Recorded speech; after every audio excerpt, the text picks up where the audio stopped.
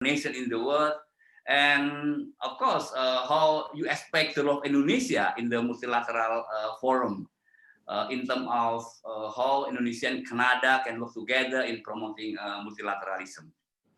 Yes, I think we will have few, say 30 minutes for you to deliver your lecture, and students will listen to, of course, we'll be very happy to listen to your perspective on multilateralism and international organizations.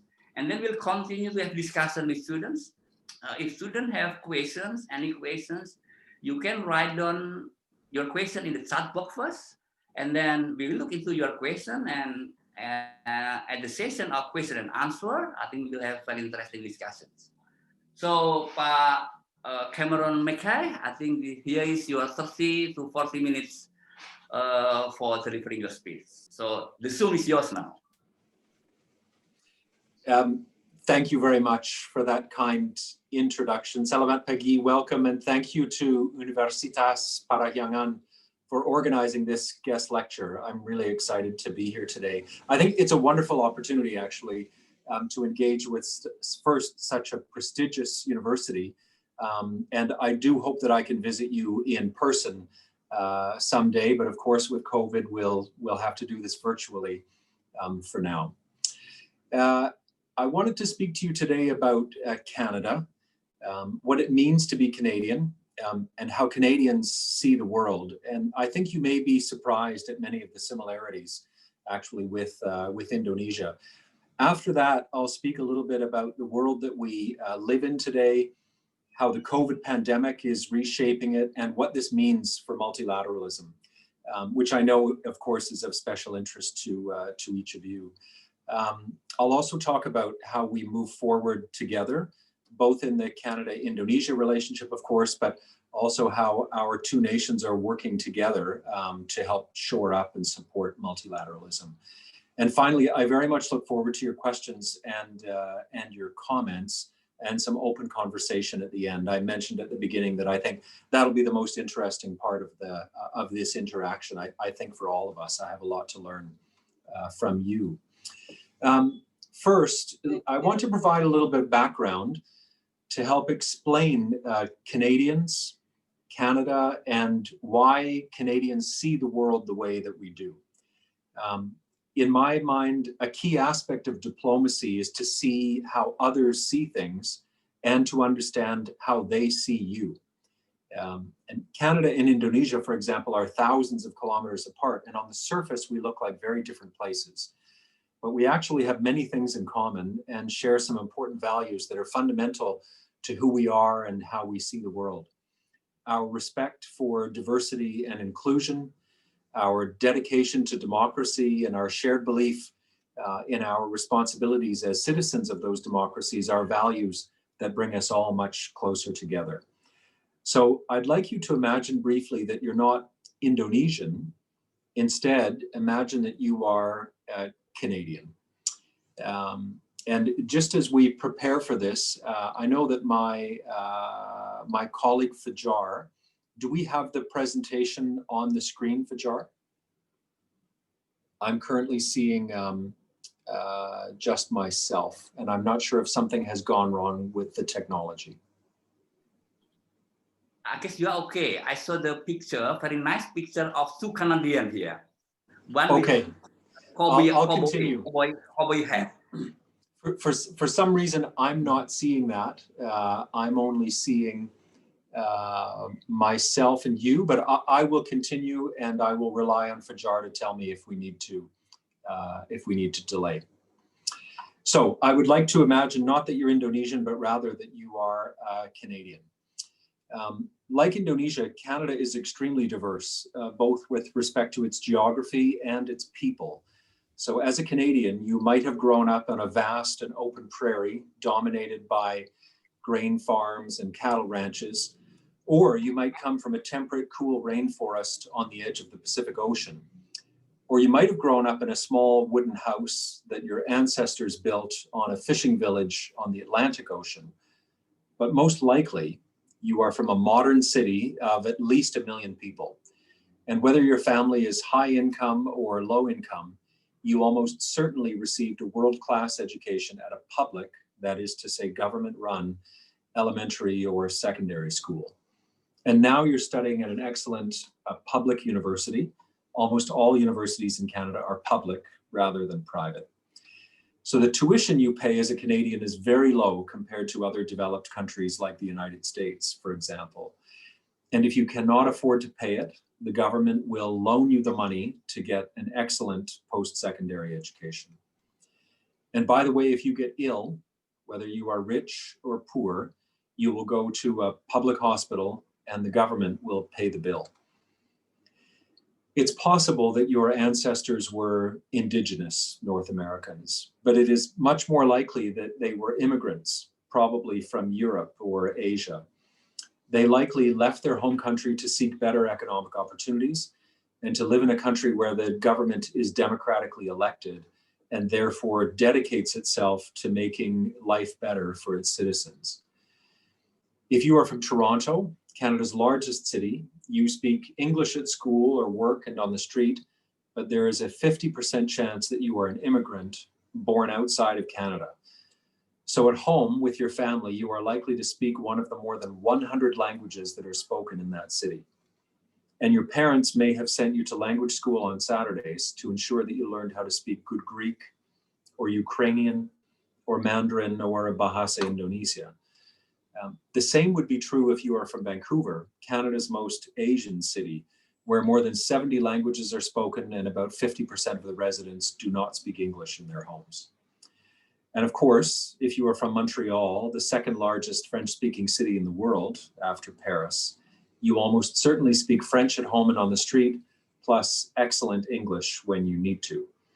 And Canadians know that you probably dress more fashionably than your English-speaking classmates. French Canadians are known for dressing well. Let me turn now to a brief video clip to give you an even better sense of what life is like as a student in Canada.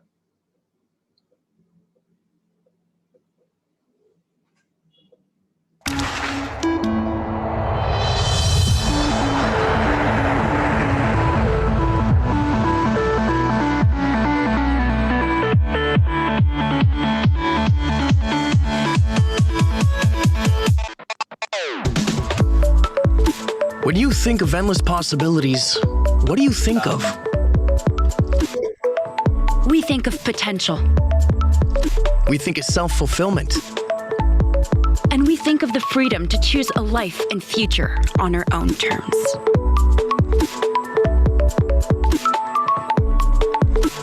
We think of cultural diversity, endless horizons, and infinite opportunities. And we think of here, and here, and of here.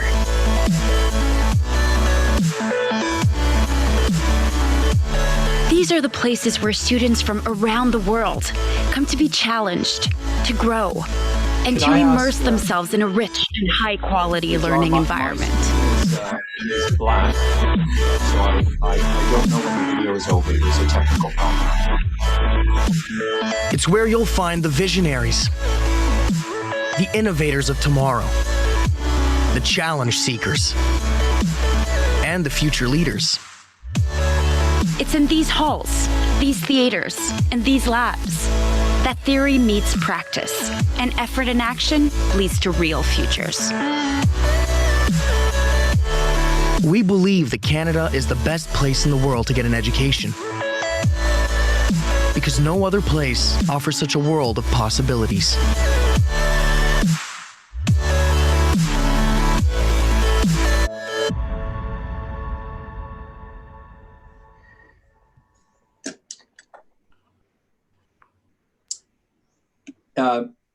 I have a technical problem on my side. I can see nothing but a black screen. Can someone please confirm for me that the video has concluded and that the presentation is working? Yes, the video has been included. Okay, thank you. Yeah. Please continue, because I cannot, there's a technical issue, I apologize, and I can see you, but I do not see a video or a presentation. However, at the moment, I can't see the presentations after the video, so maybe Pak Fajar could confirm on it. Yeah, Burati. This is the part where we pause on the presentation, but shortly after we will continue. Thank you. Fajar? Yes, Ambassador. My screen is black. Shall I continue with the presentation, or I can see nothing but myself? I think if the audience can see the presentation, then you can just continue, because it works just fine from my side. Okay, and can the audience see the presentation? Yes, we can see the presentation, Ambassador. Okay, thank you. I apologize. So with apologies for the delay, I'll continue now. For most Canadians, it's difficult to, for most non-Canadians, it's difficult to imagine just how multicultural Canada is and how that affects our worldview. To ensure we all get along and prosper, Canadians have tolerance built into our DNA, which is not to say that all Canadians are tolerant. Of course, we too have bigots and racists and misogynists and religious fundamentalists. But the great majority of Canadians have no tolerance for those who hate based on the color of someone's skin or their gender or their beliefs about religion or who they choose to love and to marry. And this is another point I think that both of our countries share. Canada and Indonesia are each much more than just political boundaries drawn on a map. Our countries are more than just natural beauty and diverse populations. Our nations are fundamentally based on a core idea. The idea that diverse groups of people representing a wide variety of ethnicities, religions, languages, and cultures can live peacefully together, grow strong, and prosper, not despite our differences, but because of them. Now, coming from that background, I'd like you to imagine that you now work as a Canadian policymaker and diplomat. To be a diplomat, you first need to understand your neighbors. To the north of Canada, just across the pole, is Russia, formerly the Soviet Union. To the west of Canada, just across the Pacific Ocean, is Asia. The closest are China, Japan, and Korea, and further south are countries like Thailand and Indonesia. And Indonesia, for Canadians, we have always believed it's simply a tropical paradise. To the east of Canada, across the Atlantic, is Europe, home to the great wars of the last century, and now home to the European Union. And of course, to the south, a country with whom you share the world's longest undefended border, is the United States of America. 200 years ago, you fought a war with that neighbor, and you burned the capital, Washington, to the ground. But since then, you have both agreed that war makes no sense. So instead, Canada and the United States have almost entirely integrated our economies. We say that we don't just trade, we make things together, from cars and aircraft to software and food. So as a nation, Canada is surrounded by superpowers, including the world's greatest superpower, the United States of America, the next up-and-coming superpower, China, and the ancient European superpowers in Europe and Russia who still aspire to global greatness. Let me summarize. You come from an incredibly government opportunity. Do, but as a diplomat, you know that your knowledge will be best in the world that is, and tools are things that they would trade freely, protected by the law nationally. Right, where the rich and powerful what they want, regardless of fairness or the impact on the poor and the weak, is not a world that reflects your interests or your values. So that is how, as the Ambassador of Canada to Indonesia, I see Canada's place in the world. Let me speak briefly now about how I see the world in the middle of the greatest pandemic that the planet has seen in a century. COVID is clearly not just a public health crisis. The need for physical distancing to control the spread of the virus has triggered a global economic crisis, which in turn is affecting both domestic politics in all of our countries and the global diplomatic scene. As I see it, many of the political and diplomatic pressures and trends that we saw before the crisis have now been accelerated. The great power rivalry between the world's two leading countries and economies has intensified. Many countries are witnessing increased nationalism and xenophobia. Authoritarian governments are not letting a good crisis go to waste, and some are using the crisis to their advantage to securitize the response and strengthen their control over their populations. In many countries, there is increased concern about personal privacy, and technological surveillance is being exacerbated by the use of tracking apps used or imposed by states. Coupled with this are intensified concerns about bad actors leveraging our increasing dependence on digital technology, including to influence public opinion through misinformation campaigns. So cybersecurity has never been more important than it is now. And unfortunately, especially in the first weeks of the crisis, many countries initially responded with a me-first attitude, coupled with blatant trade protectionism that further undermined the credibility of the multilateral system that we all helped to build since the decades of the Second World War. And I'm speaking now, of course, about the United Nations, the World Trade Organization, and the Bretton Woods institutions, among many others. For Canada, and I think for Indonesia and other middle powers, these are frightening developments. Our countries will not prosper in a world of the law of the jungle and might makes right. So we and many other countries are instead committed to improving and adapting the so-called rules-based international order to ensure that we all benefit from the protection of the rule of international law. As students of multilateral diplomacy, you all know that no one country can tackle truly global challenges like COVID-19, climate change, and relentless technological and economic globalization alone. As flawed as they may be, the world's multilateral institutions need serious reform and renewal, not destruction. After all, organizations like the UN, the World Trade Organization, the World Bank, and the IMF, and all of their regional and plurilateral counterparts have for decades provided critical fora for diplomacy and dialogue, helped to reduce and limit conflict, helped the world to respond to security and humanitarian crises, and provided the stable and predictable rules for trade, investment, and finance that underpin economic prosperity and poverty reduction.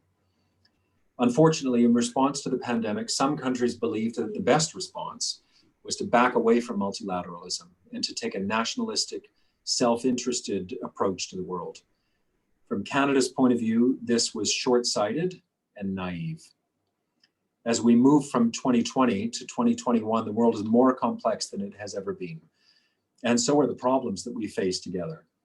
Challenges like pandemics, climate change, and ocean pollution know no borders and affect us all. These global challenges simply cannot be resolved by individual states acting alone. COVID-19 has shown us that no matter how much we may try to insulate ourselves from the world, we are intimately and intricately connected. To meet these collective challenges, we're going to need strong, coordinated, multilateral action. And when it comes to multilateral institutions that are under unprecedented pressure, we need to fix them, not abandon them. So for Canada's part, we're working hard with countries like Indonesia in multilateral institutions and groupings like the G20, APEC, and of course the WTO to help us move toward a sustainable and resilient economic recovery. Within the G20, for example, we're working with Indonesia and others to commit ourselves to preserve the flow of vital medical supplies, critical agricultural products, and other essential goods and services. At the onset of this pandemic, 9 months ago, Canada acted quickly to take a leadership role. Canadian Foreign Minister Champagne, together with foreign ministers of several G20 countries, including Indonesian Foreign Minister Retno Marsudi, and ministers of the other non-G20 nations, many of them, established the Multilateral Coordination Group on COVID-19. This ad hoc group helped to facilitate the cross-border movement of goods, services, and people, maintain open and connected supply chains, and ensure that those most in need receive access to vital medical treatment. Now, with vaccines being developed, both Canada and Indonesia have been strong voices in support of the equitable distribution of vaccines, especially to developing countries. That's why on just Monday of this week, Canada announced an additional investment of $485 million to procure COVID-19 treatments for developing countries in response to urgent priorities identified by the Access to COVID-19 Tools Accelerator, the ACT Accelerator it's called. Together with investments that we made earlier this year, this brings Canada's total contribution to key vaccine partners like UNICEF, the World Health Organization, and Gavi, the Vaccine Alliance, to $865 million. And looking ahead to a post-pandemic economic future, Canada continues to take a leadership role in the revitalization of the WTO through its convening of the Ottawa Group, which is working on options for renewing that critical organization. And at the United Nations, Canada has 5 key priorities with which it is working closely with others. We aim to, first, sustain peace together. Second, address climate change together. Third, promote economic security together. Fourth, advance gender equality together. And fifth, strengthen multilateralism together. I'd like to quickly expand on the fourth point for a moment because we need to do a much better job of enhancing gender equality. This is true in Canada, in Indonesia, and everywhere around the world. We've seen the benefits when women have equal power and are involved in all aspects of decision-making, in business, in peacekeeping, in politics. All aspects of society improve when we include women and are more gender equal. We all need to do better. Before we move into questions, I'd just like to take a moment to recap. As Canadians, like Indonesians, we believe in the importance of inclusion, acceptance, and cooperation. We believe it is in our best interest to live in a world where those values are broadly shared. The current COVID pandemic has simultaneously challenged these values, while at the same time making them even more important. So moving forward, we need to find new ways to work together and prosper, both in our bilateral relationship and also to protect and strengthen the important multilateral systems that we have spent decades building. And whatever solutions we come up with, we need to have gender equality at the center. So as we all struggle to manage our response to the COVID crisis in the short term, we should also keep a focus on our long-term strategy and look to the future as we make decisions now that will pay off in the years to come.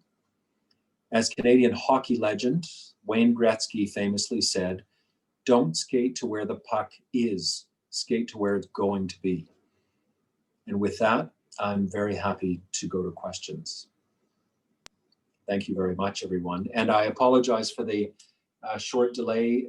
Again, from my perspective, there seem to be some technical issues, but I understand you could all see the presentation, so I'm pleased with that.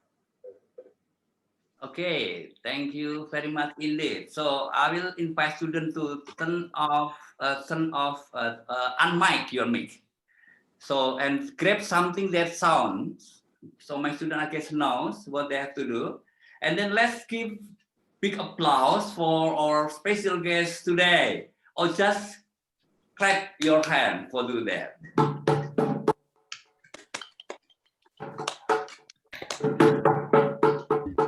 Okay, indeed. Thank you very much, and very inspiring, Bapak MacKay, Your Excellency. Indeed, we learned a lot how to be Canadians. I don't know whether student. I'm sure the student must be very interested to go to Canada and to be Canadian. I know some of our alumni of Unpar graduate already living there. And very happy, I guess. I know very well because one of them is my student under my supervision. Okay. She is now living with family in Canada. And her older sister also lives there in Canada. And I expect you welcome everybody to live happily in Canada. And then how to be working in Canada. I think also very very interesting informations, and how you government protect the workers there, and so forth. And of course, indeed, one very interesting topic is about multilateralism, which just matter, particularly during the pandemic COVID-19 situation at the moment. And you also raise some very important points on cyber security, which become global concerns, and also climate change, economic security, gender equality. And I understand our foreign minister has put very serious priority for promoting gender equality. I think we do share the same interest on this, and also peace. Which is I guess also one of the priority for Indonesia, how Indonesia can work together with other countries, including Canada, in building peace regionally or globally. I think it's not a good time for us to invite students to ask their questions. And of course, I already told them any questions, and still no question in the chat box. Yes. But of course, you can raise your hands, so the signal through the Zoom, if you wish to ask a question directly to Your Excellency Cameron MacKay. Yeah. Okay. While waiting for student, might I ask you about how your countries welcome everybody, including Indonesia, to be living in Canada. So what is the main reasons about that? How you facilitate them to make adjustment? And in my knowledge, my former students can make adjustment very quickly. They can work, got a job, very good job, having a baby in Canada, can imagine that. And then sending the baby to the daycare with a good care from, of course, you. And then other thing that might be become interest of our students. Maybe one day our student will join you, join their seniors to be part of the global, the Canadian citizenship. So can you elaborate about being Canada, and then how you welcome Indonesians to be part of being Canada? Absolutely, I would be happy to. I think, as I touched on in my earlier remarks, I mean, really, Canada is largely a country of immigrants. We do have an Indigenous Canadian population. It's very important. It's about 5% of the Canadian population are Indigenous Canadians who have been there for more than 10,000 years. But 95% of Canadians have come in the last 200 years. Initially, they were coming from Europe. First, the French, later, the English. After that, many others from other parts of Europe. Then, starting roughly 100 years ago, more than 100 years ago, we started getting large groups of immigrants from Asia, China, Japan, etc. And now we have immigrants in Canada from, frankly, all over the world. I described a little bit Toronto and Vancouver, for example, as incredibly diverse and multicultural and multilinguistic cities. So I mentioned, for example, in the city of Toronto, there are more than 100 languages spoken by communities of people. And because of this history, I mean, Canada and Canadians, we really do all see ourselves as immigrants. We all know that our ancestors came from somewhere else. But for that reason, I think we do have quite a high level of tolerance for, for new people, kind of built into our national DNA. And in fact, I will say, in Canada, when someone moves to Canada from somewhere else and becomes a Canadian, we don't call them immigrants. We call them new Canadians. And so we have a very sophisticated system actually for bringing new Canadians to the country. We take more immigrants or new Canadians per capita than any other country in the world. Australia is very close, but certainly more per capita as a percentage of our population than the United States or anywhere in Europe. We have a sophisticated method, frankly, of selecting people to come and live in Canada. We accept refugees, of course. We accept family class immigrants. If you already have family in Canada, it's easier to move and join them. We're very respectful of family ties. But frankly, the largest group of people who move to Canada are skilled immigrants. And we have a very sophisticated kind of point system where we grade people effectively for their ability to speak English and French, and for their skills or their education, so that we're able to attract people that can help to supply the Canadian labor market with basically the skilled labor that we need. This has created an incredible tapestry in Canada of people from all over the world. And there are a lot of side benefits to this. I will say that if you do move to Canada or you visit there, especially if you're in one of the big cities, you will eat some of the best food from all over the world in any city. So if you go out for dinner in Toronto or Vancouver, you can decide if you want to have Afghani food, Iraqi food, Indonesian food, Chinese food, Filipino food, African food, Argentinian food. All of these restaurants exist, you know, in the big cities in Canada, and it makes Canada really an exciting place to live. I'll mention as well, because we had the video about students, we do attract quite a number of foreign students to Canada, and there is an entire stream through immigration that allows students to arrive, to work in Canada as they study, and then if they decide to become permanent residents or citizens, there's a kind of a fast track system to allow them to take their Canadian education and then turn around and contribute to the Canadian economy by staying and working there. There's lots of information on the website of the Canadian Embassy in Jakarta about how all of this works in great detail. So I hope that answers that question. And I do know, I want to encourage the students in terms of, you know, your next questions. I'm happy to answer questions about anything at all. It can be about multilateralism or immigration or studying any aspect of Canada or myself or my work as an ambassador. I'm quite open to answer any question you have. Okay, thank you very much. Of course, naming foods, you should not miss sushi. Sushi, one of the favorites of students here. Okay, we have already several questions. Some students already raised their hand. I saw 3 students already raised their hands.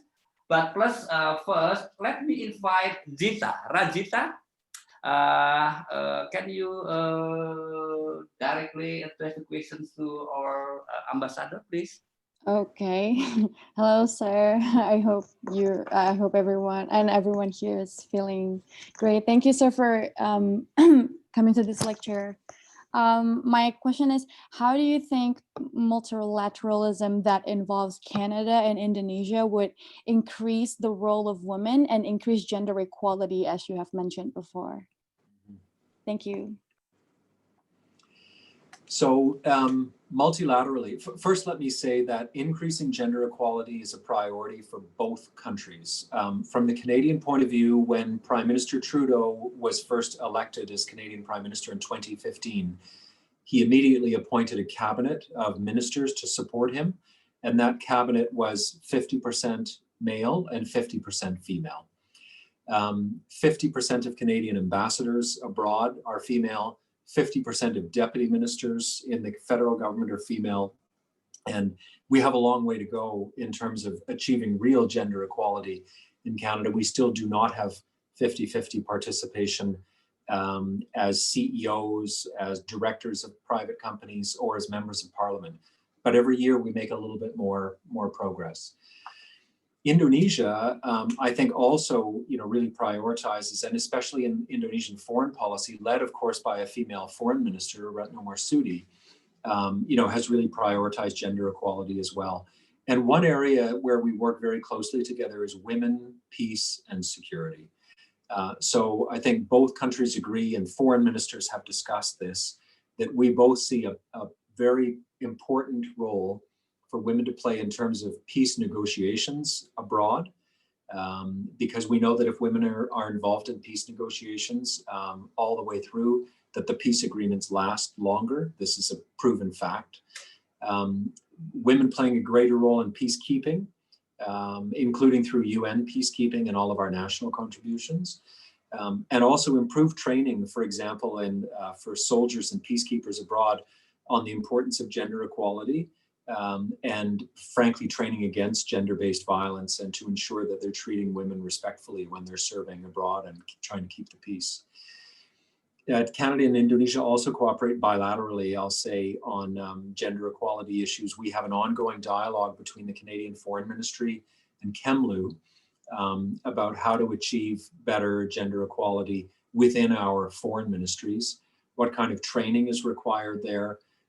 And we, on the Canadian side, see this as very much in keeping with training on diversity and inclusion and respect and tolerance, for all people, whether the differences between us relate to gender, the color of our skin, religion, ethnicity, personal beliefs, all of these things, including from the Canadian point of view, LGBTQ issues. We see all of this as part of the same basket of diversity, inclusion, respect, and tolerance. Thank you so much, sir, for the answer. Yes, we have another questions about multilateralism, but before that, I will invite Rania. Rania is asking about the education sector. Rania, please. Hello, sir. Good morning.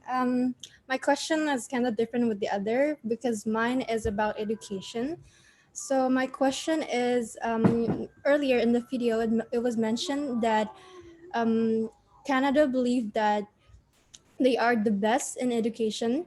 And so my question is, what makes Canada the best in education? Like what differ them with what differ Canada with other countries when it comes to education? That's a great question. Let me say a few things on that. One comes back to what we discussed earlier about Canadian tolerance and welcoming to people from other cultures, speaking other languages, etc. I mean, our immigration policy reflects that, as we discussed, but that feeds into our education policy as well. So foreign students, frankly, on surveys tell us that when they arrive in Canada, they frankly feel quite welcome. We also talked a bit about diversity and inclusion and tolerance. And again, I think that's just part of the Canadian character. A tolerance of people who look different, who believe in different religions. I think Canada is a very welcoming place in that regard. We have, of course, top Canadian universities, some of the world's best ranked universities, but Canada also has a very sophisticated education system that goes well below or in parallel to the university level of colleges, including community colleges, technical and vocational colleges. So people who are interested in technical training, everything from information technology to maintenance, repair, and overhaul of sophisticated aircraft. I would say particularly with respect to technology, we have vocational training that is world-class, because education is not just about getting a university degree, it's also for many people about getting usable technical skills. And this leads me to my last point on Canadian education.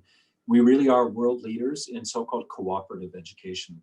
So it's very common for Canadian university, college, or vocational students through their program. For example, if they're studying for 2 to 4 years, they're very likely to have a semester or several months of work experience in a real working environment, so that they can take the theoretical knowledge that they've learned in their classroom and then apply it in the real world. And I think there were some visuals of that in the video, for example, of actually using your skills, so that by the time you graduate, you don't just have a piece of paper describing all of the things you've learned from books, but you have some real work experience and you understand how to apply that in the real world. Canada's definitively a leader in cooperative education. Yes, I agree with that. We have more and more questions, Pak Cameron MacKay, and some of them are about multilateralism. So let me invite 2-3 students first because their questions are related. Cherry Angel Wijaya, it's about the multilateralism culture. Cherry, please. Good morning, sir. My name is Cherry Angel Wijaya. And about your explanation, you explained to me about things like Canadian character and perspective. So I want to ask, in your opinion, how does the Canadian perspective and culture can contribute to the international multilateralism? Maybe there are like some values coming from Canada that can actually make our multilateralism more effective and fair. And I want to ask your opinion about it. Thank you. Okay, Can I just, hold on. Yeah. Can I just repeat the question? It was about how Canadian values contribute to multilateralism. Is that correct? Yeah, it's correct. Yeah. Okay, you take the question first. Yeah, this is quite important, I guess. The DNA of multilateralism is in you. Okay, go ahead. Go ahead. Well, let me say that, and I think this comes back to some of the things I mentioned in my presentation, that this ingrained, long-standing Canadian tradition and culture, frankly, of tolerance, inclusion, welcoming other people, respecting a diversity of views, even when we disagree within Canada, and we have many disagreements. Canada has a very complicated system of governance with a large degree of power given to our regional, we call them provincial governments, and there's constantly disagreements within Canada between the English and the French, between the provincial governments and the federal governments, between different groups of people. But we really try to resolve those differences respectfully, with tolerance, peacefully. We're always willing to talk. We're always willing to negotiate.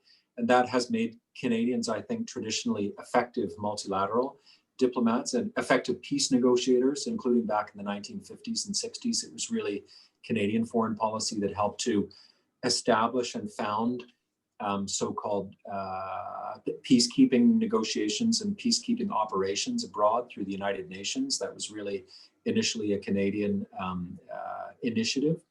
So this Canadian temperament that we have is very well suited to multilateralism. And frankly, I think that's also true of the Indonesian character. In many ways, as different as we are, we do really share this notion of diverse groups of people needing to get along in order to live together in a country.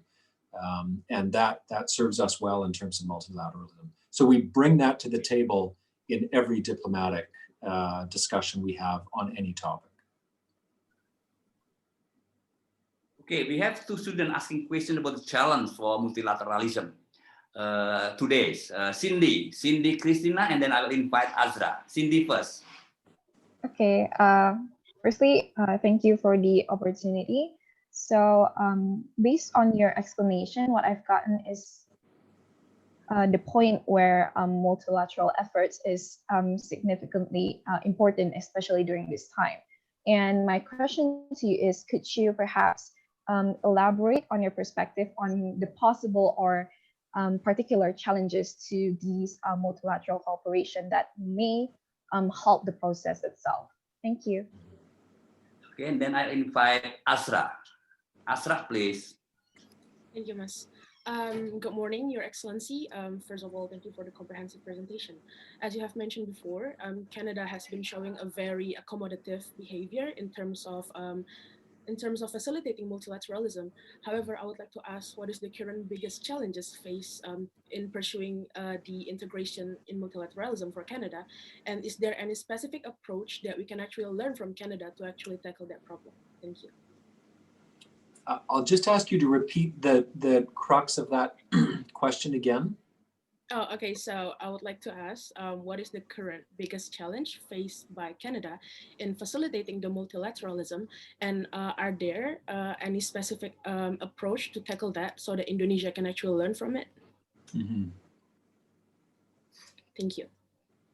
So those are two great questions. And let me just say one thing right at the outset, that I think Indonesia and Canada can both learn from one another, because the truth is that Indonesia also is a very effective multilateral player. I think, as you know, Indonesia has sat on the UN Security Council twice, very recently, Human Rights Council.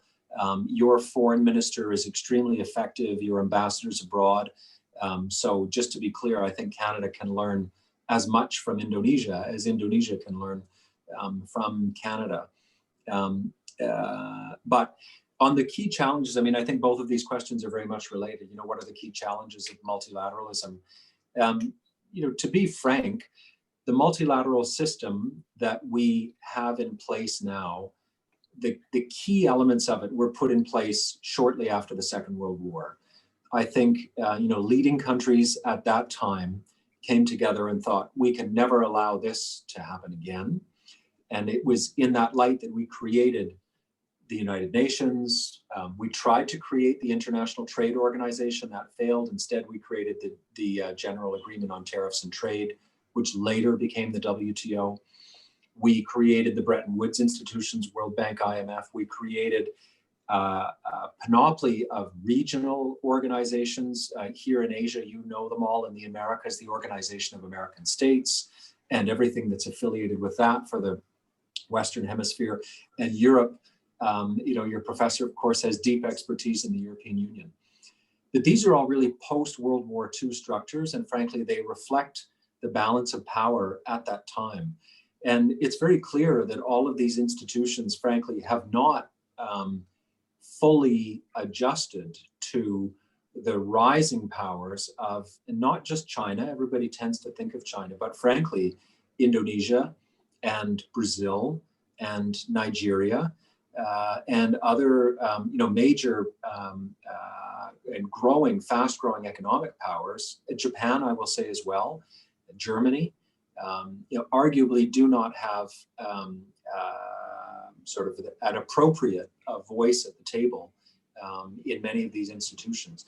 This was all true, in recent years, and has been frustrating, to diplomats trying to figure out how to resolve this, because of course, those who already have power are very reluctant to give it up to those who are growing in power. And that is probably the key challenge we face in multilateral diplomacy.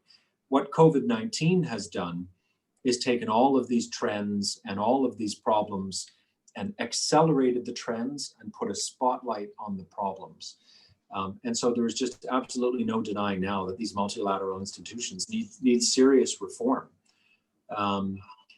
Now, some countries, especially over the last year or so, through the pandemic, and I'm thinking of major countries, the two largest, frankly, have not lived up to their responsibilities multilaterally. And I think they have very openly, in some cases, been quite dismissive of their multilateral obligations and decided that they think they're big enough to go it alone. I think the Canadian view is that that's a big mistake. Again, as I said in the lecture, it's short-sighted and naive. No one country can solve these problems on their own. And frankly, no one country has the power anymore to dictate to any other group of countries what we need, to do next. So we have to make multilateralism work. But again, I would say the biggest challenge is getting those with the most power to open up and think creatively about how to share so that rising powers can also take their place at the table, at the same time as we cannot forget about the world's smallest countries, the world's poorest peoples. They also need to have their voice reflected at the table. And that is an enormously complicated challenge. It will not be achieved, I think, in my diplomatic career. It will take longer than that. This is not going to be fixed next year or in 5 years. This is a project that will take us a decade or more. So frankly, it's your generation now, as you begin your careers, that will help us, to fix these issues. And not just by becoming a diplomat, by whatever it is that you do next, whether it's private sector, civil society, NGO, or government, everybody has a role to play in addressing climate change, ocean pollution, peace, and all of these critical issues we face. Okay, we still have more and many questions. Two questions about pandemic COVID-19. But before that, I will invite Rivaldi. Rivaldi is very interested to know about gender equality. And the question is the possibility of female to be the prime minister in Canada. So Rivaldi, can you present your questions? Yes, okay, wait for a sec. Yeah. Which is the one. Sebentar dicari dulu nih.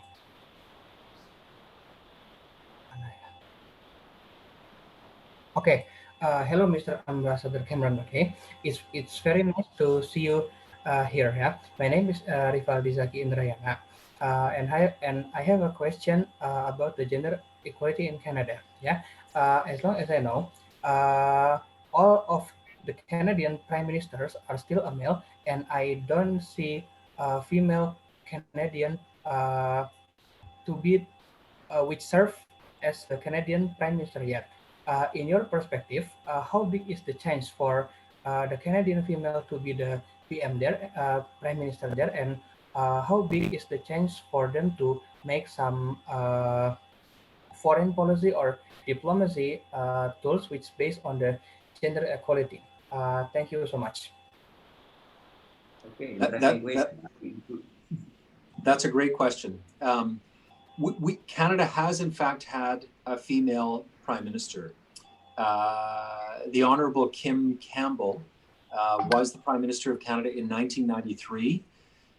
Unfortunately, for only a few months, she was Prime Minister, and then there was an election, and her government, she was a Conservative Prime Minister, she was defeated in the election, and the next Canadian Prime Minister, a Liberal, was a man. And unfortunately, we have not had a woman Prime Minister since then. I think many Canadians, myself included, look forward to the day, and hopefully it will be soon, when we do have a female Prime Minister. I will say that I mentioned earlier that Prime Minister Trudeau currently is openly a feminist. He describes himself as a feminist. He has feminist policies and a feminist government, 50-50 male-female ministers. And frankly, his most important minister, she was the trade minister, then the foreign minister, then she was the deputy prime minister, now she's the finance minister. Chrystia Freeland is her name, a brilliant woman and politician, formerly a journalist. So she is definitively the second most important politician in Canada by any measure. But nevertheless, not prime minister. There's some speculation that she could be prime minister in the future. But let me go to the second part of your question now about feminism. I mean, I mentioned Prime Minister Trudeau's dedication to feminism. Canada has a feminist defense policy. We have a feminist trade policy. We have feminist social policies, and we have what we call a feminist foreign policy. A feminist international assistance policy. So for all of our international policies, for example, we have a pillar of each of our policies that is about gender equality. To give you some practical examples, our defense policy includes now training for all members of the Canadian Defense Forces, and we offer training to all foreign defense forces on gender equality, gender-based violence, and tolerance for LGBTQ, for example, as part of our defense policy. Likewise, in our trade policy, when we negotiate free trade agreements with other countries, Canada has a wide network of FTAs. We now negotiate a chapter in our trade agreements on gender equality. We establish a committee between the two countries, and we overtly seek ways to promote women-owned businesses and expand economic opportunities for women. Our feminist international assistance policy ensures that a certain percentage, a large percentage of our development assistance policies abroad are specifically dedicated to advancing the situation for women and girls. So this feminism really permeates everything that Canada does, both domestically and internationally. And despite all of that, we have still only had one female prime minister, but I'm sure in the future that will change. Good, and hopefully one day Indonesia will be prime minister in Canada. One day, not as Indonesian, not as migrant, but as new Canadian. You said already. Okay, let me invite Marcelli Andriani and then Lourdes Maria. They are all interested in pandemic, the issue of pandemic. One is about the infodemics, or the global community address the issue, and one interested to know about people of color. Marcel Andriani, please. Oh, okay, thank you, Mas Pur. Good morning, sir. My name is Marcel Andriani. First of all, I'd like to thank you for the very comprehensive presentation. So you previously mentioned that cybersecurity is very crucial in the midst of COVID-19 pandemic, and because we all know that a lot of misinformation has been affecting the people all around the world, which creates the urgency of a good cybersecurity now more than ever. So my question would be, could you please elaborate more on the global multilateralism efforts in tackling misinformation with regards to the pandemic itself? And how has this efforts been working out, especially for the Canada? Let me say on that, on cybersecurity, an area I'm not a deep expert in. I'm not aware of, I think it's perhaps through the International Telecommunications Union. I'm sure there's some sort of multilateral process with respect to cybersecurity and the basic exchange of technical information on that. But I think with respect to misinformation, what Canada has done, we worked very closely with the United Kingdom on this, is we are great champions of a free and open media. And we have, for the last 2 years, sponsored a global conference on a free and open media to help ensure that, in addition to people getting their so-called news from social media, like Facebook and WhatsApp and Instagram, where people are often just trading stories and opinions that may not be based in fact. We think that it's very important that, real, credible, transparent, identifiable, professional media organizations, newspapers, television stations, radio, and, social media and online, that these organizations have the freedom in every country to report the news, that they have a strong basis to stay in business, that they can remain competitive from a business point of view, or that they have appropriate government support, and that they're free to report the facts, and that includes reporting facts about criticizing governments. So the Canadian media, for example, relentlessly criticizes the Canadian government and the Canadian Prime Minister, and all of the other political leaders in Canada. And we think that that's a good thing. They have to do it, of course, factually. But we need those professional media organizations to be strong and healthy and be able to operate freely in all of our countries around the world. I think there's great risk, when any government suppresses the circulation of accurate information. That's a real problem. It undermines democracy, and as we learned through the COVID pandemic, it undermines public health. So that's how we're dealing with misinformation. And cybersecurity, I may be wrong. I'm not aware of a major multilateral initiative on cybersecurity. That is one area where I think countries tend to work more internally and in smaller groups to try to make sure that their information technology systems stay safe. We're also dependent on information technology now. It's important that we all, use it responsibly and safely. Now, I'll invite Lourdes Maria. She also has concern about a pandemic and how you deal with the issue of the pandemic in your country. So Lourdes Maria, please. Thank you so much, Mas Pur. Hello, good morning, Mr. Ambassador Cameron MacKay. My name is Bintang, and thank you very much for giving the presentation about your view on Indonesian-Canadian multilateralism. And I would like to ask a question. Mr. Ambassador, you've mentioned Canada views diversity as an important part of the state, even during this situation.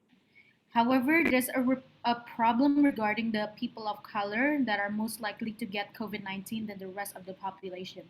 In fact, according to this data that I got from CBC, in Toronto, Black and people of color citizens makes up 83% of all COVID cases.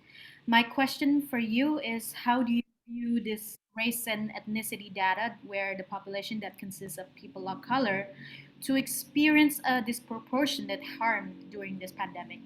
And how would you handle this problem? Thank you very much.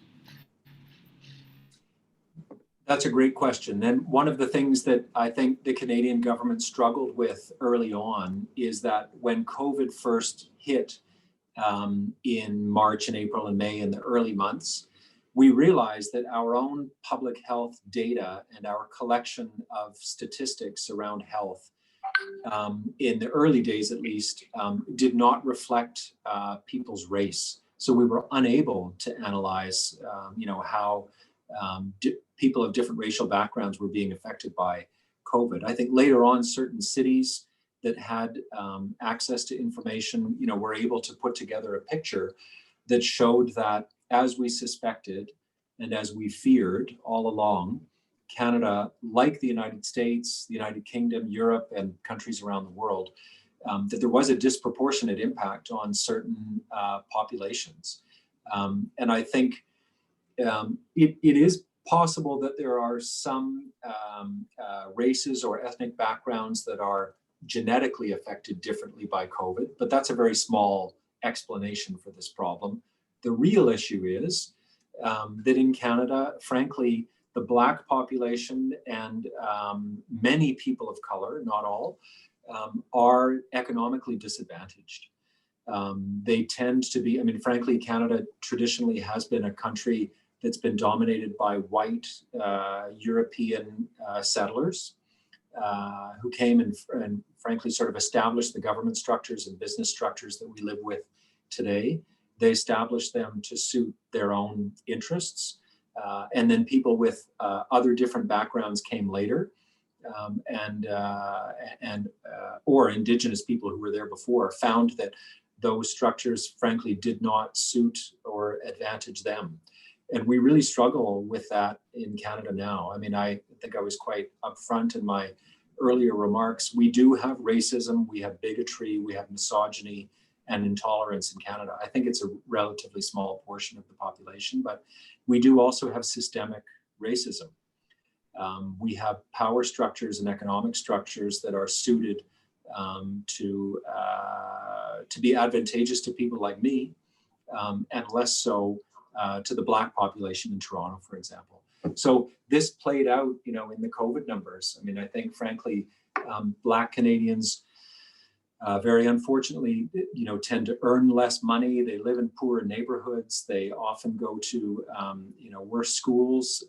They're disadvantaged, economically disadvantaged populations are more likely to work in service sectors where they have greater exposure to COVID because they're working in the hospitals and the nursing homes and, food supply, et cetera. And this has all been exposed by the COVID pandemic. I think many Canadians knew that this, we always knew that this was a problem, but again, the COVID pandemic has taken this fact and put a spotlight on it, said, you cannot ignore this, look at this. And I think the Prime Minister and the Canadian government and all levels of government in Canada have acknowledged, almost all levels have acknowledged this is a problem. It's very complicated to deal with it. There's no immediate solution. But the very first step is to acknowledge that there is a problem, that there is systemic racism, that the structures that we've built for the population in Canada do not provide the same advantages to all Canadians.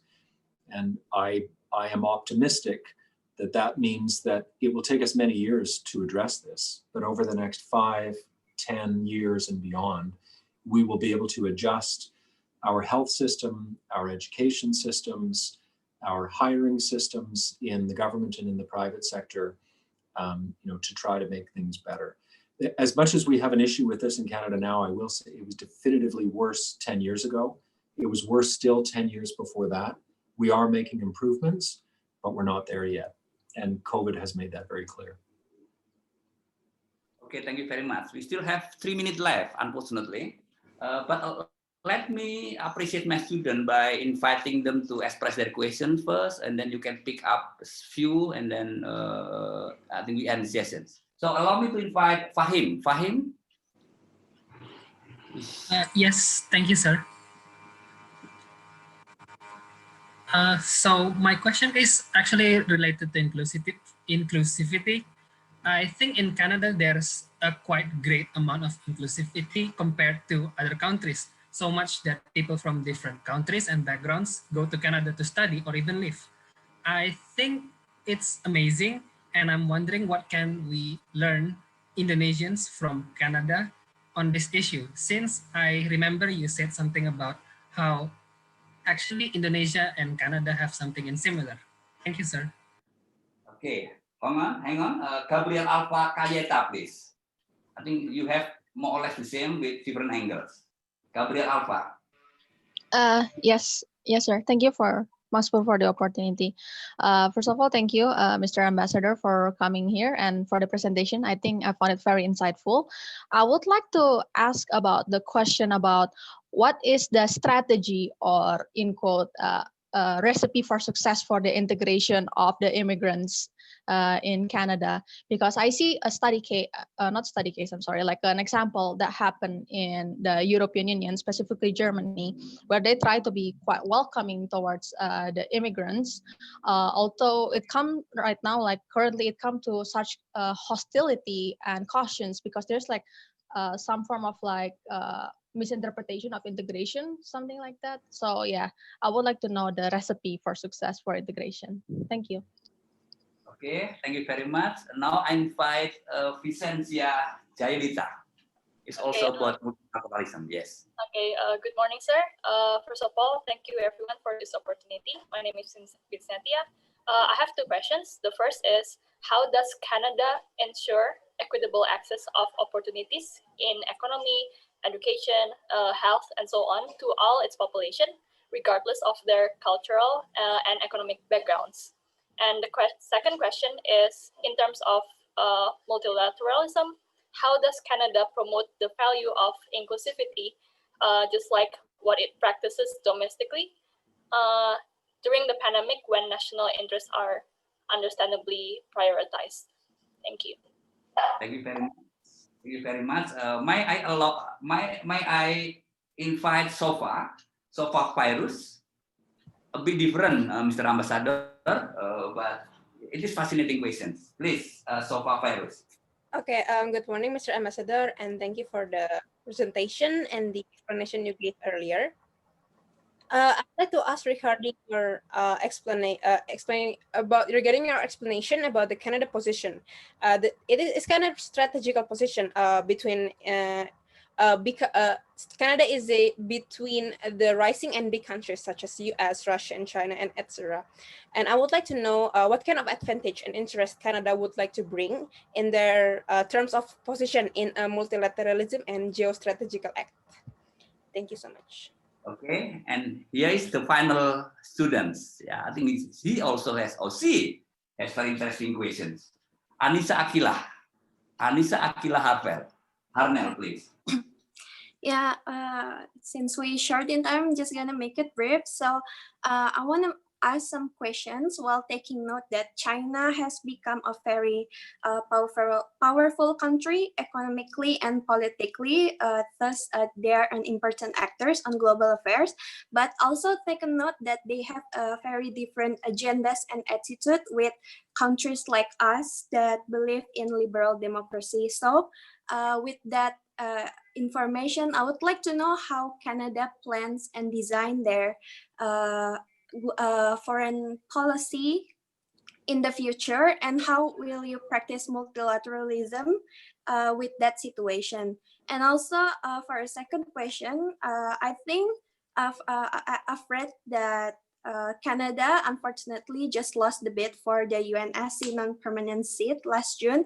And I think it will be a great lesson for me and for everybody else in this room to know that what would Canada done differently in order to obtain that position. Thank you so much. Okay, I was reminded by the organizing committee that we already run out of time. But as a moderator, allow me to give you 2 minutes. 2 minutes to respond all these questions. No need to be very sharp, of course. But at least this show that our students are very enthusiastic to follow your lectures.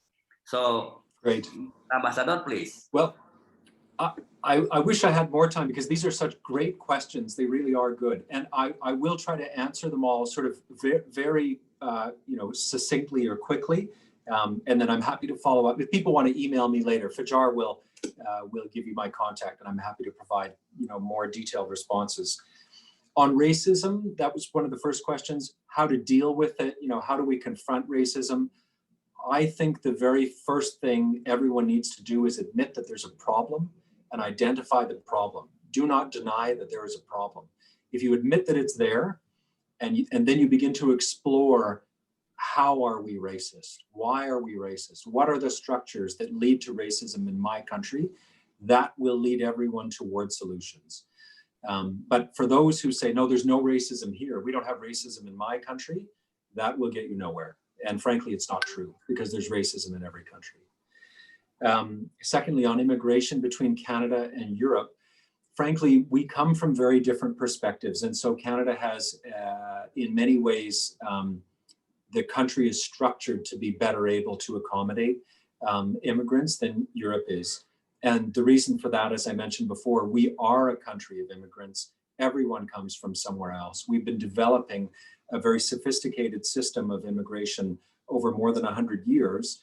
And frankly, Canada has a very large but controlled flow or stream of people constantly coming into the country, but we do have quite good control over who's coming in. Europe has a very different perspective. So the European people, whether they're German or French or Swedish or whatever, they feel like we are the people of this country. We have been here for thousands of years. This is our country. And now there's new people coming in. They look different from us. They have a different religion or belief. And in some cases, they're coming, in very large groups from one single country. And then you get local people who feel overwhelmed by that. And that just isn't really an issue in Canada because we take people from all over the world. We bring them in a constant stream. And we're not worried about a flood because we have a stream. And so we have very different perspectives to deal with this from. Equality of opportunity, someone asked about how do we advance equality of opportunity. Canada has done so far a pretty good job of equality of opportunity, mostly by having good, strong public education and public health systems. This has gone an enormously long way to make sure that we simply do not deal with the same kinds of issues as, for example, the US or UK or some other countries do that don't have quite the same deep structure of public education and public health. And to the extent that Canada needs to improve on equality of opportunity, like we talked about racism before, in my view, we need to double down on public education and public health to make sure that every child grows up with the same opportunity for an excellent world-class education, and that every child and every family does not need to worry about healthcare and the possibility of a catastrophic illness in their family. We all need to help each other take care of that. If we do that really well, everything else is much easier to deal with in terms of equality of opportunity. Multilateralism and inclusivity, how do we pursue it? I think I mentioned earlier, I think we try to bring it to the table every time we, every time we sit down on almost any topic. Canadians just have that inclusive attitude, or at least we try. But maybe I'll mention, one thing in particular that is a sensitive issue in many countries and for many people, but frankly, Canadians feel it's important. LGBTQ issues. Canada is an unabashed champion internationally of being tolerant of people's individuality and and recognizing who they are and respecting that. And so we, many people are uncomfortable with this, and we think that it's okay to be uncomfortable, but we need to talk about this, and Canada pushes on that issue multilaterally. Canadian position on, the great powers, where do we see our role vis-a-vis, I described earlier, Canada is a country surrounded by superpowers. That's how we grew up diplomatically. We're not far away from them, we're in the middle of them all. We are between Europe and the Soviet Union and China and Russia. And we very much see ourselves as so-called middle power. We're not a great power, we accept that. We never will be, we frankly don't want to be. It's for that reason we're so dedicated to multilateralism. We want all of those great powers tied up in rules that we have all negotiated, that we all agree to, that are enforceable international rules, that whether you're a big power like China or the United States, you need to follow the rules. And we work assiduously with countries like Indonesia and the European Union and the Brazilians and everyone to make sure that we have good, strong multilateral rules, and the great powers are frankly constrained by them, by rules that they themselves have also seen it in their interest to negotiate. And that's the art of diplomacy. On the United Nations Security Council and what would we do differently next time? Well, frankly, there are a couple of reasons why we didn't succeed this time, including because Ireland and Norway are both amazing countries, terrific contributors to the United Nations, will be very responsible members of the UN Security Council campaign, and they're very difficult countries to compete against. But Canada's in a tough group because we're in this Western Europe and others group in terms of our access to the UNSC, that we're always competing against, a good, strong competitors. What we need to do differently next time is start our campaign earlier. The truth is that by the time Canada started our campaign, Ireland and Norway had announced their desire to be on the UN Security Council years before Canada did. So by the time we began our campaign, we were coming to countries around the world and saying, we think you should vote for us. Many of them said, well, you're a really nice country, Canada, but we've already committed our votes to Ireland and Norway. We're very sorry. So we were a bit late. And I think next time we need to start earlier. And finally, China. China, an enormous challenge for every country to deal with. The truth is that, what Canadians want and what every Canadian government wants is a strong, stable, prosperous China. Everyone wants that. We welcome a powerful China. That's fine.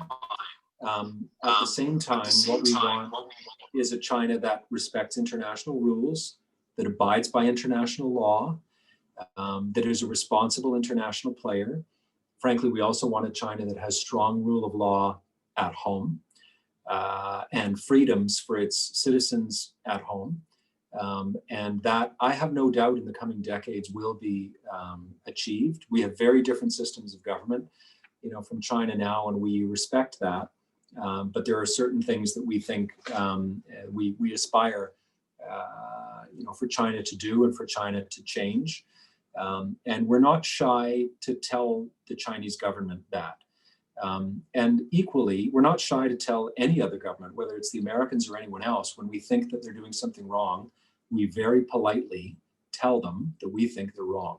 Some countries are very upset by that fact, that we say we think you're wrong, but we think that that's part of being a mature government. And we recognize that other countries frequently come and tell Canada, we think you're wrong, we think you made a mistake, we think you're being insensitive, or you have failed in this or that area. And we welcome hearing that. It can be painful, but we think that that kind of respectful dialogue is exactly what diplomacy is about. And we look forward to China growing and prospering and being responsible. Oh, that's great. Indeed, thank you very much. Now, I would like to invite my students to show our sign of appreciation. Please clap your hand or make a big sound. Excellent. Thank you very much indeed.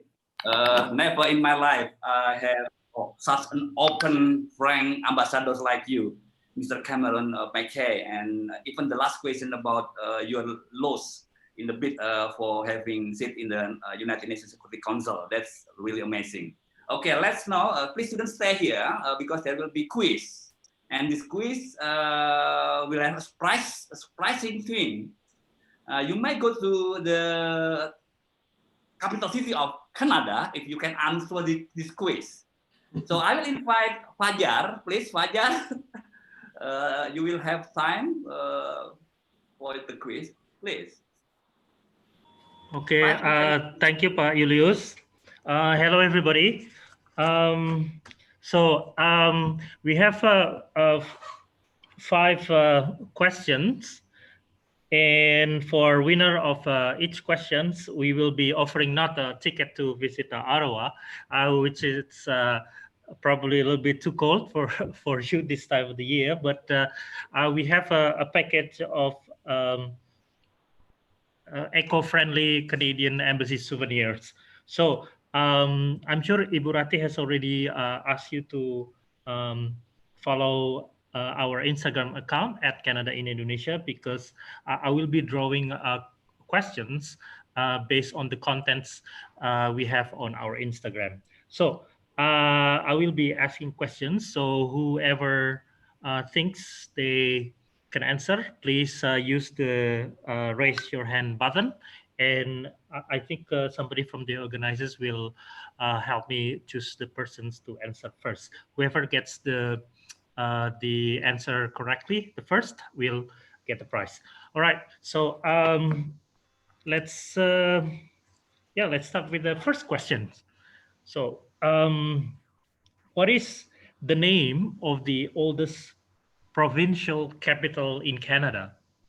Is it A, Quebec City? Is it B, St. John's? C, is it Halifax?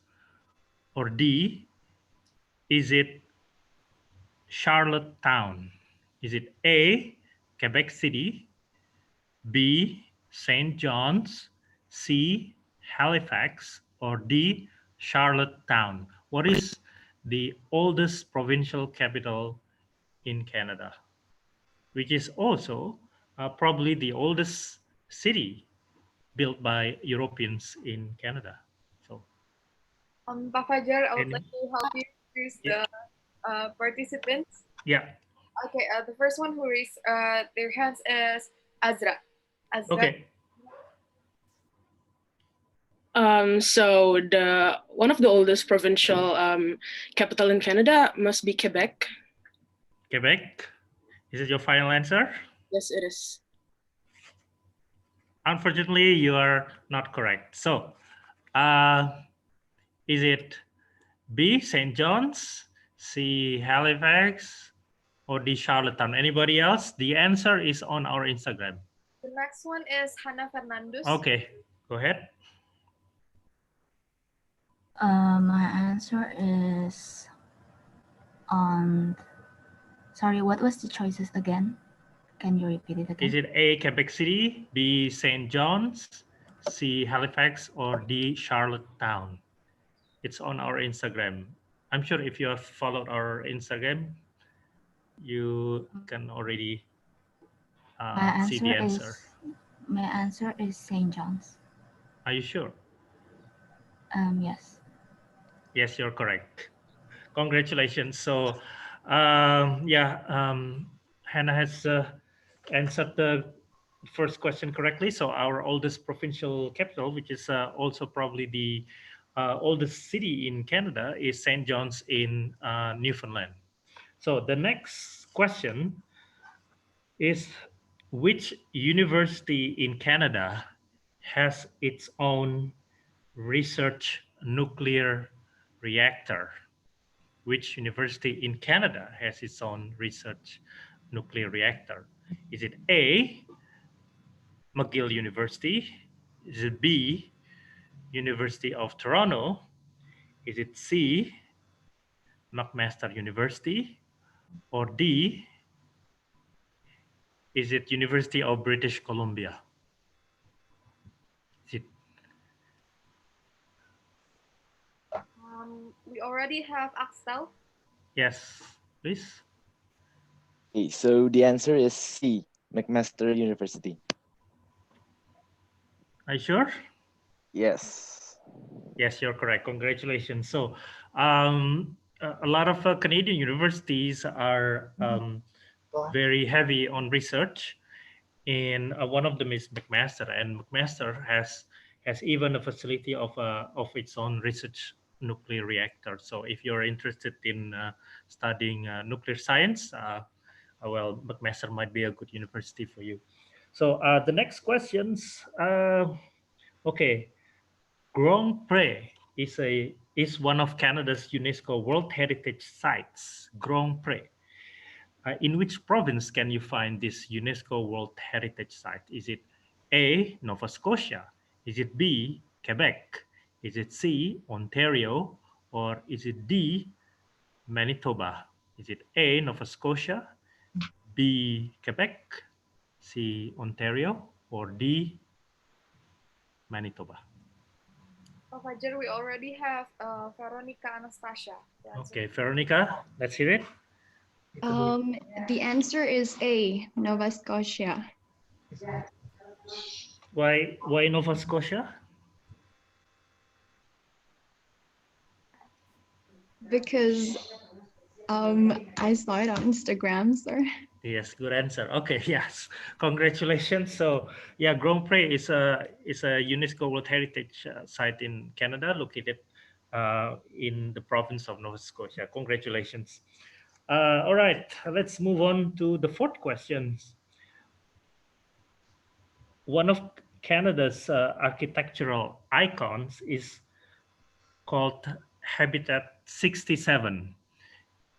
The building is called Habitat 67 because it was purposely built for the Expo 67. Where, which Canadian city can you find this iconic building? Is it A, in Toronto? Is it B, in Vancouver? Or is it C, in Ottawa? Or D, in Montreal? Is it A, Toronto? B, Vancouver? C, Ottawa? Or D, Montreal? Habitat 67. Pak Fajar, we have like a lot of people who answer simultaneously. So Well, you choose. Can we repeat the raise hand? Okay. I'm gonna clear out the raise hand. Okay. And okay, I will come to 3 and then you raise hand. Okay, please. All right. Are we good? Okay.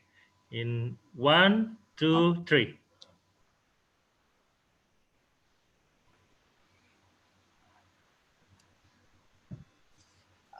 Okay. The first one in my computer is Fahim. Okay. Yes, allow me to answer. The answer is D, Montreal. Montreal. Are you sure it's Montreal? It's not Toronto? Nah, I'm sure.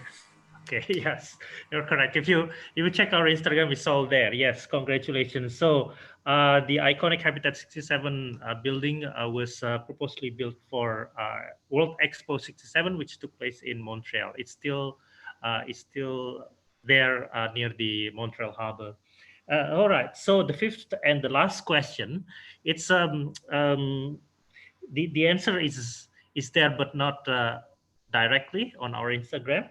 But I'm sure it won't be too difficult for you.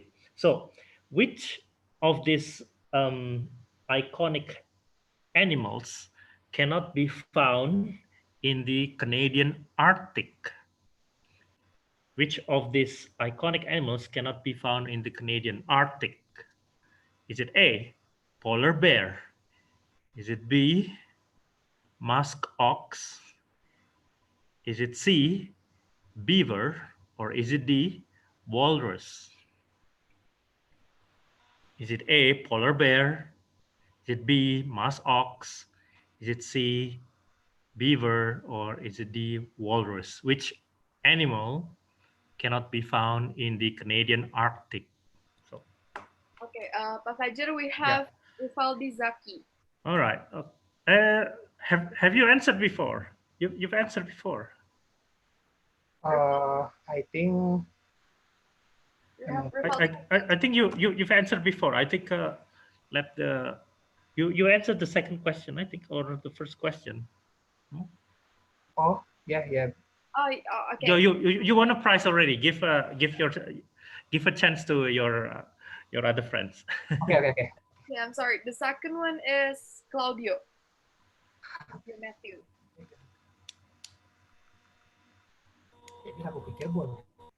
Sir? Yes.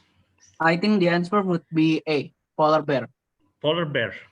Which Canadian animal, which iconic animals cannot be found in the Canadian Arctic? It's polar bear, are you sure? I'm sorry, it's still incorrect. So, okay, we have the next somebody one. else. Which animals can't be found in the Canadian Arctic? My answer is walrus. Walrus, are you sure it cannot be found in the Canadian Arctic? Yeah, I'll just answer that. Sorry, that's incorrect. Okay. So one last person, please. So it's either you answer between musk ox or beaver. Which of these animals cannot be found in the Canadian Arctic? Canadian Arctic means North Pole region. Okay, Pak Fajar, to be fair, we're gonna repeat the raise hand. Okay. Right. Okay. Okay. I'm gonna count to 3. So everyone, please be prepared. Okay. 1, 2, 3. Okay. The first one is Nathanael Angga. The answer is musk ox. Musk ox. Musk ox. Yes. I'm sorry, it's still incorrect. So it's the beavers that cannot be found in the Canadian Arctic because they cannot live in a cold region. So all right, that's why I changed the question a little bit. Okay, so I will give you one very simple question then for the final and fifth questions. So. All right. The question is, it's not a multiple choice, so whoever gets this answer will get the prize. So, what is the name of the natural phenomenon that you can find during the colder months in the northern part of Canada that can be seen when the sky is dark?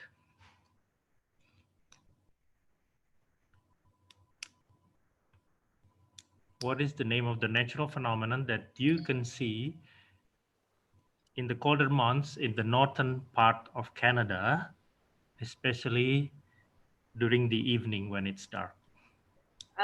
Aurora borealis. Yeah. Who? So, Jessica, who is that? Yes, we have Leala. Yeah. Okay. Go ahead. It's Aurora. Yes, that's correct. Yes, it's Aurora Borealis or the Northern Lights. Congratulations to all the winners. So yeah, we will be sending you a package of Canadian Embassy eco-friendly gifts. So thank you, Jessica. So over to you, Pak Yudis. Mas Pur, I'm sorry. Can I give out information before we continue? Okay, for those who answered the question correctly, you can message me through WhatsApp for your address and phone number and your name. Thank you. I'll put my number in the chat box. Okay, that's great. I think you will receive the presents. Good. I think we know better now, much better about Canada. And I guess I myself looking forward to go to Canada, hopefully one day. I've been in Halifax, honestly, but it was in United Kingdom. I've been in Scotland, yeah, okay, but not Nova Scotia, unfortunately. Yeah. As far as I remember, I've landed in Vancouver, but just in the airport, but not outside of the airport. So it will be very great if I or everybody here can come to Canada. Of course, Pak Cameron will be, very happy to have you there, hopefully. Okay, we have also learned a lot of things about Canadian, how to be Canadian. And of course, we understand multilateral by the DNA, yeah, because of the diversity of the people. Very open for the migrants to come. Even they call them new Canadian, not the migrants. And then, yes, I think we learn also about how Indonesia share the same interests, the same principles, like multilateralism, gender equality, commitment for peace, and of course, how to deal with the pandemic COVID-19. Open access for everybody for vaccine is very important, and we know Canada is the leading actors to ensure everybody in the world get access to the vaccine. So that's great. That's really great to hear about that. So I think we are already at the end of the sessions. Bapak, Your Excellency Cameron MacKay, if you would like to say something, the final words for our students, you may have 1 minute maybe. Well, Bapak, thank you so much for giving me just a couple of minutes, frankly, to say goodbye to everyone. I really did enjoy this discussion. You had terrific questions. Some of them were quite difficult and challenging to answer, which is exactly what questions are supposed to be like. I do hope to see you all again in person at some point. One day this COVID pandemic will be over. One day enough of us will have vaccines that we can get back to normal. In the meantime, I know it's very challenging for everyone to deal with. I should say I myself have children who are about your age, 19 and 21, studying at university in Canada, and it's very difficult to study online. Many of us are struggling with mental health and other family challenges, but really by reaching out and supporting your family, supporting your friends, we will all get through this together. So thank you very much for taking the time to meet with me today. And I hope the rest of your day is productive and enjoyable. Thank you. Terima kasih banyak. Sama-sama. Ibu Ratih would like to talk to your students in the class. If there are some announcements you would like to say. We're good, Please. actually, but we need one last session, which is the documentation and pictures. And Ambassador, we will upload the recording of the video so it can be accessed. I will later send Pak Fajar the link to the video. Right. So other students in my classes who can't come and in my school classes as well can enjoy the video and our discussion today. So Jessica, can you help with the documentation process? Okay, everyone, I would like to ask you to please turn on your camera. We're gonna have a photo session.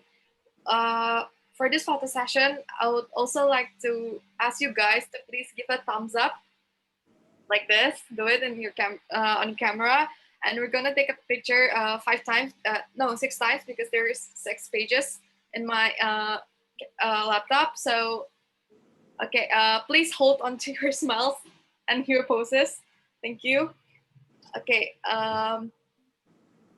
Okay, we're still waiting for everyone to turn on the camera. So.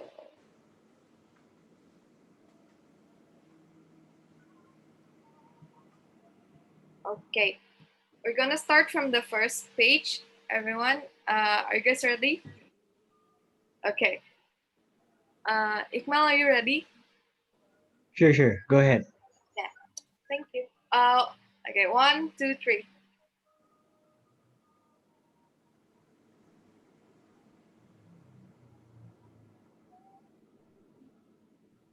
Hold to your smile. Okay, next page.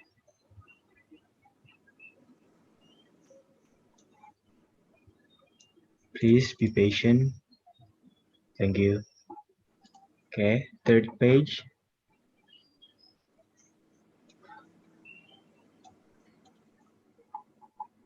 Fourth page. And the last one. Yep, that's it. Thank you very much, everyone. Thank you very much, everyone. I would also like to remind all of the participants to please fill out the attendance form. We already put the link in the chat box, so you can just access the link and please fill out the forms. Thank you, Mbak Rati. That's it from me. Okay, thank you so much. Mas Pur, thank you very much. Ambassador, thank you very much for coming and joining us. And I hope this is not going to be the last one. I hope there will be more activities that we can arrange in the coming future, especially next semester. Yeah, I think Pak Fajar can keep in touch with us in the department. Mas Pur, thank you very much again. And student, I personally think the question is like tough, really, and then a lot of question actually. So I think it's good that you get a lot of opportunity to fulfill your curiosity.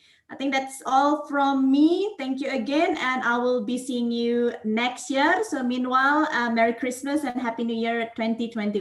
Bye. Bye. Terima kasih. Terima kasih. Thank you. Bye. Thank you. Merci beaucoup. Terima Merci kasih. beaucoup. Thank you. Merci beaucoup. Thank you. Thank you. Thank you all. Sampai jumpa. Teman-teman PSDM, thank you so much for helping us in arranging the kuliah tamu ya. You're welcome, Mbak. Went really well. Mas Pur. Baiklah, kita masih ada pembicara. Mas Pur lucu banget sih, angklung and drums. Are you going to change your profession, Mas Pur, to music lecture? Ya di kelasku gini Bu, jadi mereka harus siap dengan cara mengapresiasi teman-teman mahasiswa ya gitu ya. Oh, maybe I should do that in my class as well. Karena sekarang kelasku kadang-kadang tidur, nggak ngapa-ngapain. So good idea. Next semester I will try it. Ya, supaya tidak boring Bu. Oke, saya kira bagus ya, sukses Bu. Appreciate Jessica, thank you, dan Iqmal, Ranti, you did great job, Georgia, Giorgio. Saya salah terus, namamu salah terus ya dari dulu itu ya. Oke, Danes sama Nadia, thank you very much, indeed, I appreciate it. Bye bye. Oke Mas, terima kasih. Thank you. The next one, dokumentasi seperti biasa, notulensi dikirimin ke email Kaprodi, the link included in it, please.